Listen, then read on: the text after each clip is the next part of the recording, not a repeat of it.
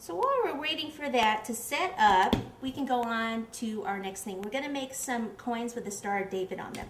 So I've just got some white fondant, and I am rolling this out, but I want it to stay fairly thick because coins aren't super thin. And it's the easiest way to do this is just take a round cutter, just cut a whole bunch of these, and then I usually use a spatula to pick them up. Then take the spatula and go all the way around the edge and make little marks like it's the edge of the coin.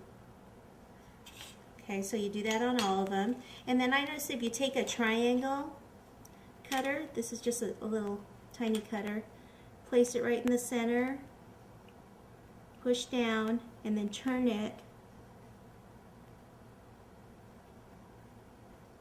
and push down.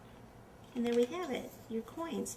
You could also, if you didn't want to go to this extent, you could buy, I know they have the coins, they sell them at a lot of places, stores, the foil wrapped ones with the Star of David and some other symbols and things on them. So if you didn't want to make your own coins, you could certainly buy the foil wrapped ones.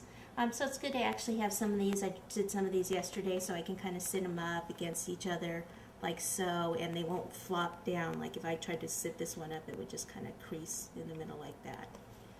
Okay, so we could put those off to the side, and then what I could do a little bit later on, we're going to go ahead and paint those gold. Okay, so the chocolate's set. You can peel this off, flip it over, and I still keep it on the parchment paper.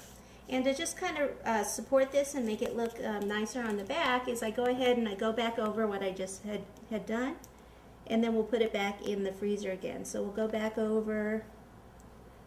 Try not to have it drip on the other side because the other side is your nicer side.